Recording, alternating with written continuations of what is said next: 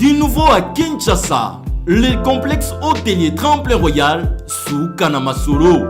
Vous qui désirez passer des nuits inoubliables, l'hôtel Tremplin Royal vous offre un service de haute qualité, de chambres modernes répondant aux standards internationaux, salons et salles de bain bien équipées. Votre sécurité est assurée, les portes électroniques et même un coffre-fort dans la chambre. Tremplin Royal dispose d'un restaurant VIP, des plats de différents goûts à un prix hors conquérant, de boissons de toutes marques accompagnées d'une musique douce. Ce n'est pas tout. Pour vos déplacements, Tremplin Royal met à votre disposition une voiture pour tous vos déplacements et un groupe électrogène industriel pour faire face à la coupure d'électricité.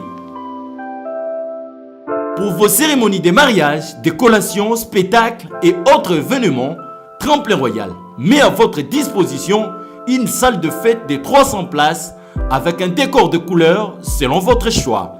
Nous sommes situés au numéro 23 de l'avenue Aérodrome dans la commune de Barumbu, référence stade municipal de Barumbu. Pour tout contact, appelez-nous au 081 570 78 00 09 98 55 22 96 et Salimana Nouté, le complexe hôtelier Tremplin Royal, le confort et les nôtres sous Kanamasolo chez Tremplin Royal Kanoka Kae. Gapama pour la 7e rue Lumété où l'attendait une autre cérémonie ne pouvait traverser la Tchangou sans faire un break sur le pont Djili qui s'est affaissé sur une partie sous la pression de dernières pluies. Le dynamisme transmis par le président de la République et ses collaborateurs a obligé à l'office de route d'entamer dès les premières heures d'après-dégâts des travaux sur cet ouvrage qui relie le district de la Tchangou au reste de Kinshasa.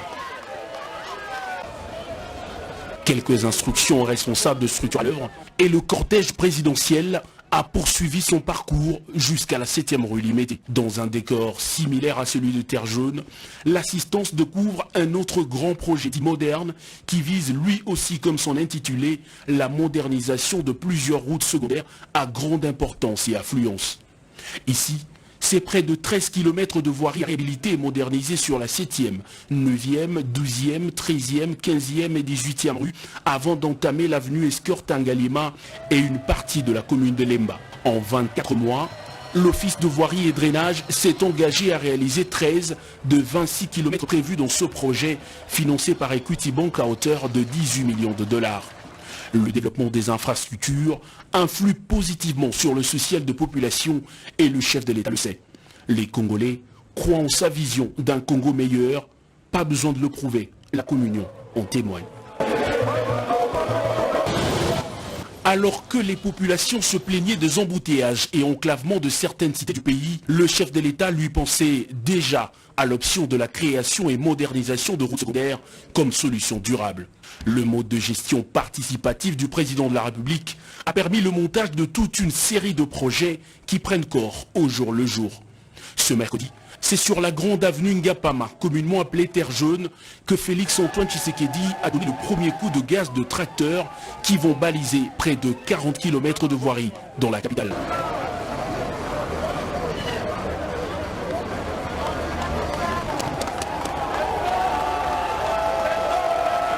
Terre Jaune, BAT ou encore entrée quartier 1. Au total, 6 axes du district de la Tchangou sont concernés par le projet Tilé-Gelou, outre celles qui toucheront les 3 districts restants de la capitale.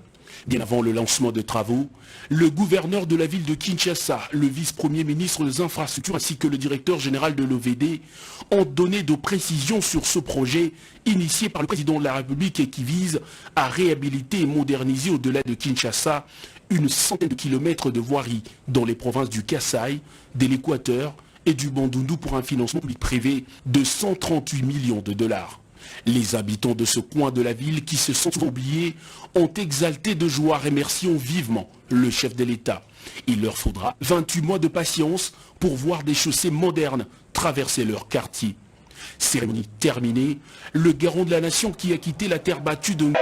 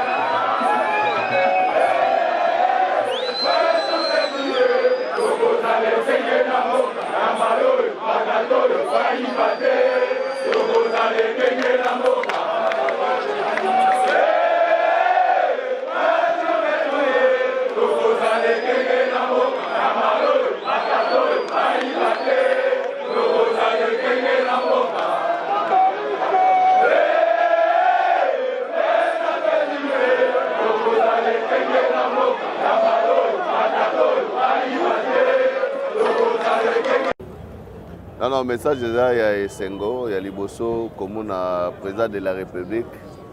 oyebi président na biso azali non pas moto ba promesse azali moto tic au tac omoni même ezaka na limité te pour la mbula oyo eutai kobeta wana.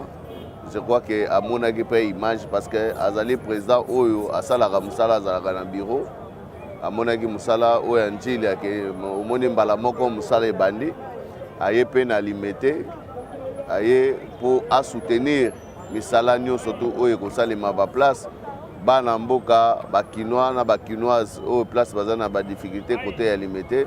Je crois que aye ko lancer ba travaux. Tokomona ke ndenge ba ko lancer ba musala esalema pa mikolo komi babi bamba etoboki lisusu. Non, je crois biloko abi bamba wana ezali ya bandeko na biso ba chinois. Bandeko na biso ba chinois bazo sala musala bien te. Voilà pourquoi président azongaki na ndako. Ça veut dire l'état a na ba entreprise na ye oyo bazo sala musala. Voilà pourquoi azali mais question ya musala ezali question ya volonté ne tozolo ba il faut ba congolais ba ye ba ko changer mentalité na bango. Problème ezali soki l'état pesi yo 1000 sacs.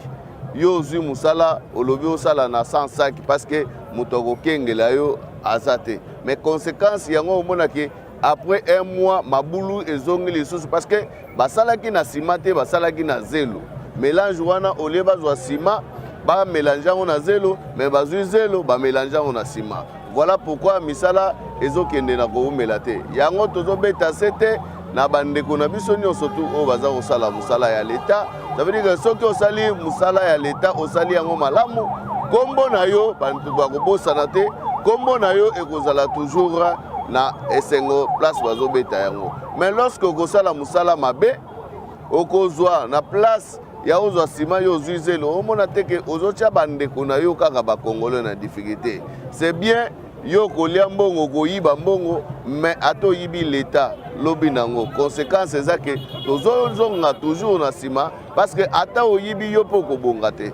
Voilà pourquoi omoni tosalaki campagne ya sensibilisation o tozomona na ba panneau o balobi tika moyibi moyibi ezali na ba congolais okoki kondima te. Ça veut dire que congolais moko na moko po a vivre il faut ayiba. Même dans l'entreprise publique, au comment que pour eloko esalema bien, il faut kaka moyibi mais toza na kati ya kolite pour na côté ya bande ko na biso batika moyibi ba bongo la mutema na bango état de droit esi. Ça veut dire que biso nyonso tout peuple, biso nyonso population tokozala sécurisé. Voilà pourquoi tozo senga na bande ko ba kosala musala basala musala na bango na bolingo nyonso tu na boboto nyonso tu na ndenge ba patriote balingaka mboka na bango.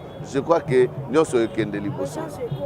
Chef de l'état hier eloko posé première pierre ezaka kwa yo kindenge mbula oyo eloka tumokola lobi ebomisi bato bazili yango aye kalakala wana zaki wa bipenza mpona koya kosécuriser population.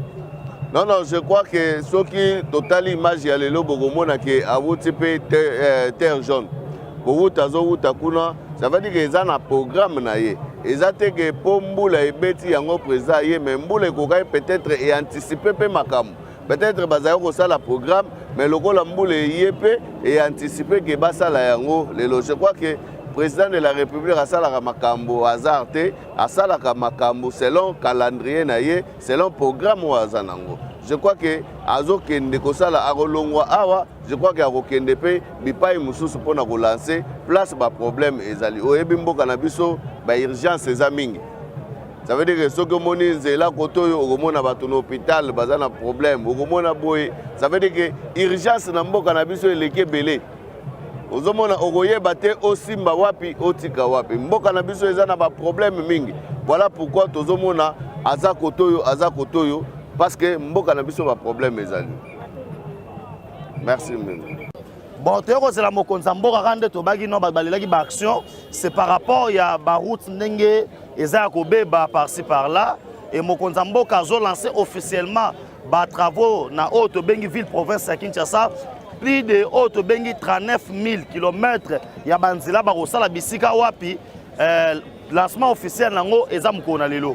Lancement officiel nango kwa lelo eza initiative ya chef de l'état chef de l'État va inviter le roi parrain. Non, eza initiative à mokonzi mboka nde tolobaki il faut kosala banzela parce que eza na banzela na ville ya Kinshasa oyo ezali banzela ya secteur oyo tobengi national na oyo ezali banzela ya secteur urbain oyo ekambamaka na mokonzi ya engumba Kinshasa mais oyo loko ezali ba route oyo ezali national yango mokonzi mboka ye moko azoya apona loka ko inaugurer ala tata mena websa na bato anda ko tia mwa munoko ebeleke non musa eza ka tsosalema te musa eza ka tsosalema et tomoni sorti gouvernement ko nano bimite mais boulot déjà bana ko salema peuple congolais bo pesa confiance na oyo tobengi mokonzi mboka Fachi Beton parce que grâce à Fachi Beton nde tozo a masolo ezokende normal na robisa pe na ba oyo bazo landa biso ete bo comprendre que non na temps biso tozali tozo luka eloko kosangisa so par rapport à mboka bola biso so lelo robisa peuple que non tona poso kende ba élection mais tona na 2021 yango moni lelo mokonzi mboka ayena makambo banzela po yebi que non makambo ba élection total en 2023 so que élection ekozala pona ko rassurer bino que non bato anda ko banga bato ndo baso pendeni ote libulu boye na veina biso onzela boye pasuki te lelo pena bomona maintenant Fachi Beton muko atombolo mo amai en personne aokita awa et ba relancer bomona misala na ville ya Kinshasa libongo pendant 28 mois et na ba reste ba province po ezaka mamwesa ma awa te na ba province et au sala bongo 36 mois pendant l'accession que non un chef de l'état oyo azali na écoute ya peuple na ye pe azo sala makambo oyo esengeli beaucoup bando ba na kati na biso que non ndenge ezali wana kutu banda balobaki ane yango baction zo komona te tu sais mino na covid ekangaki masolo mais awa siko to ke déjà na fin ya covid to lakisa bino pendant que non musala ezaka kati ko salema to moni na oyo to bengi bukanga lonzo 60 000 tonnes na masangu c'est du jamais vu et bon place na aussi na katanga ça qui a bunga 17 500 francs c'est du jamais vu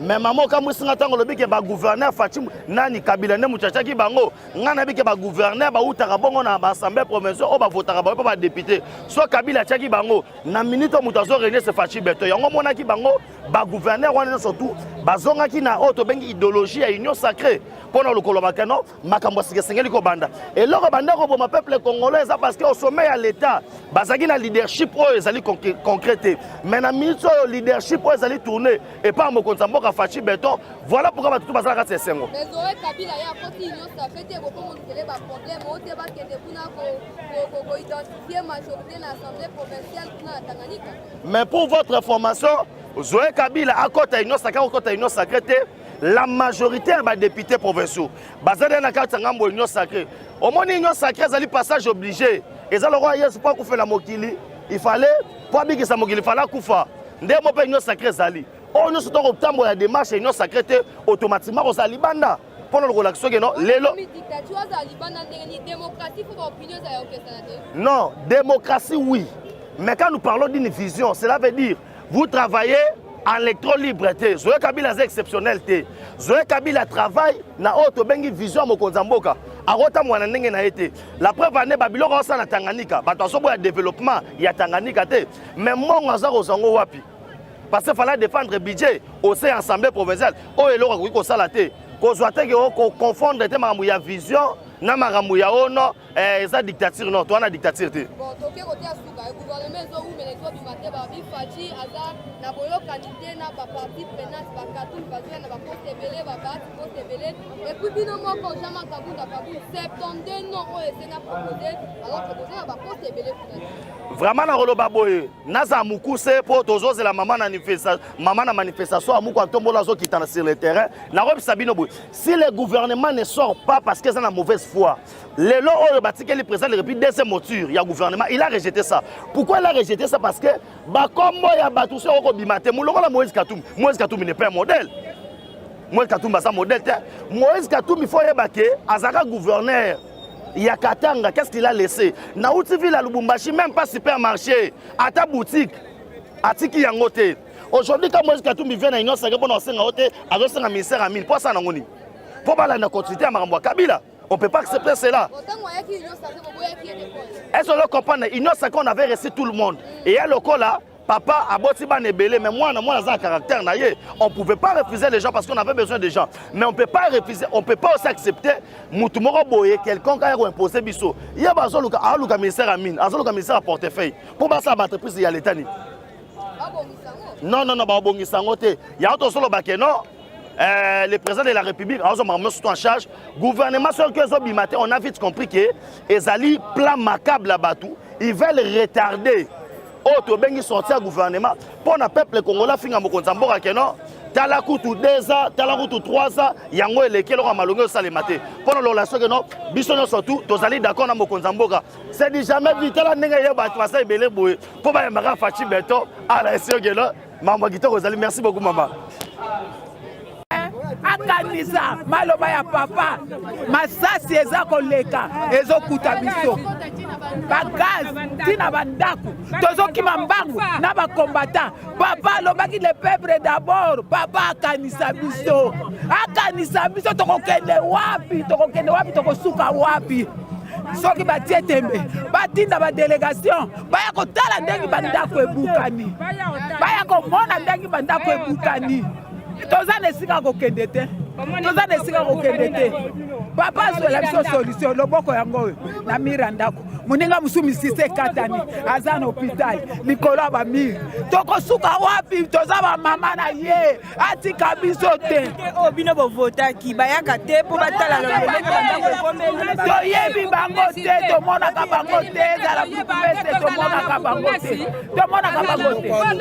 tomonaka bango te mama ezala badepute ezala babrukumestre toyebi bango te tomonaka bango te po soki tomonaka bango nde basi na biso ndese eyebane pa papa me lokwa tomonaka bango te yango na biso moko todeside tokoma tokutana na papa amona biso ndenge totikali bilambo toya nango kabe boye biloko nyonso ekei bamusi nyonso soki tembe botindi bato baya koverifie tozolalaka libanda ndenge boza kolela boye bamama na ngai lare badepute wana bakoya susu na 2023 bokovote bango lisusu tokovote bango te papa na pasi oyo bango nde balobeli na biso basali eloko moko te bango baye balobeli na biso baye kokosakosa biso basali eloko moko te biso mpe bamama todesi. Ouais, merci.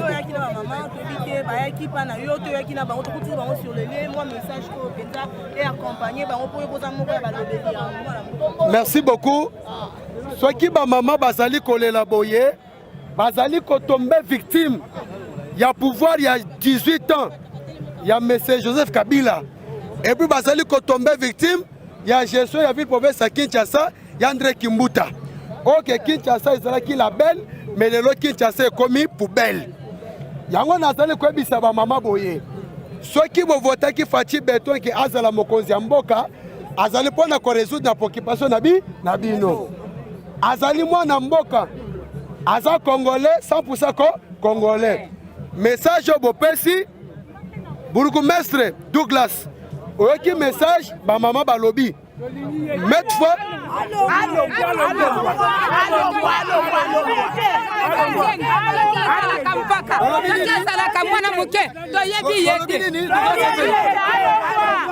Ok, merci beaucoup. Et puis bazali kotombe lisusu victime na ba député o ba voter ki bango bazali ko s'occuper na intérêt peuple congolais te mamanga nazali ko assurer bino boye message na bino et comme pas chef de l'état bozo maya pio bo mela boyeba ke mokonzi ya mboka azali pona peuple congolais esika wana tokokita yango pe Fachi Beton aye pona kobongisa mboka mobimba et puis bochango na mitu na bino ke lokola azali chef de l'état awuti na parti politique IDPS slogan ça le peuple d'abord wana boyeba ke kolela na bino et comme ba moko ba chef de l'état. Et puis beaucoup moins na mombele cause les réhabiliter na ndenge en désordre et puis beaucoup bana kolala kimia moto de ranger bino lisusu ke botala mokozi ya mboka Fachi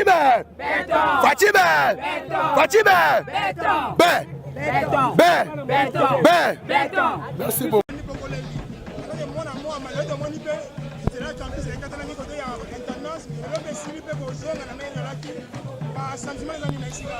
Nyonso wana tozali kopesa Fachi Beton merci parce qu'azali toujours qu'on répond à préoccupation du peuple congolais.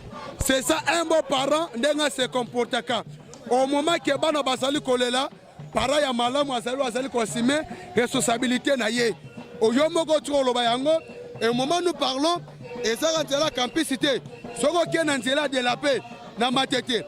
Au moment où nous parlons, nous avons des difficultés à transposer les sociétés. Nous sommes en profiter, qu'on passe à merci. Na 520 gigas, Jama Kabunda Kabound. Oyo asala kakeno, ba professeur d'université, ba kota ba insomnie, alors la pognité. De l'on antela de la paix, soit qui na matete na kisenso, na zali ko besayo, de l'on a komi kitoko.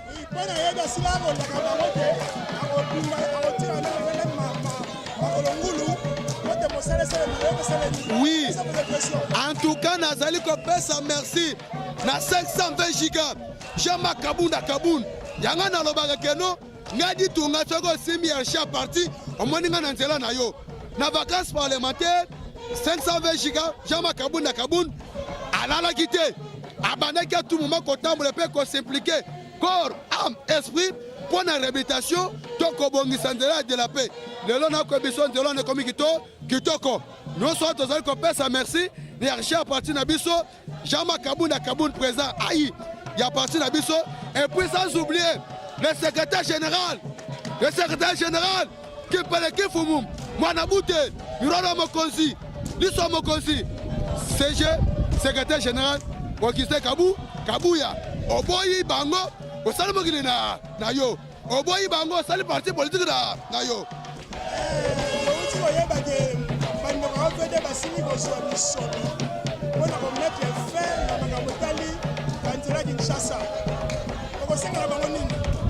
Nazali koyebisa ba oyo bazali responsabilisé lokola OVD toboyi makambo ya Jamal toboyi makambo ya virus corona awa mbango ezali kobima basala obe musala na bango pour être ezala na certification ya peuple congolais parce que ezali moko ya bilan toko présenté na 2023 parce que biso campagne toko banao déjà en 2022 to bandi déjà coordonné parti na biso avec ma fédération à travers le secrétaire général Augustin Kabouya a tozali coordonné parti na biso ba mususu balali ba pongi ba mususu basana na bambetu na bango to boy na 2023 ba la biso aux vérités des élections total savons que l'IDPS n'a pas fait d'élection on est prêt attends lobby avec Yacha parti na biso 520 gigas na CG Kabouya tozali prêt pour na maponani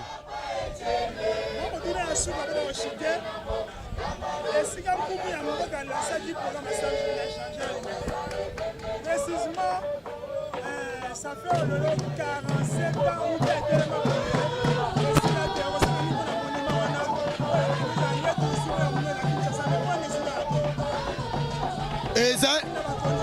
non, chef de l'État, tant que tu qui commémorer, tu s'incliner, na liste Patrice Emery Lumumba, au message du chef de l'État, alors qui par rapport à monument, il y a Lumumba. Je pense que nous devons quand même laisser la responsabilité, n'avons pas payé charge pour vivre que la responsabilité na bango. Au cas contraire, devons monitor sur l'enzela na bango. David aussi Hollande. Alors,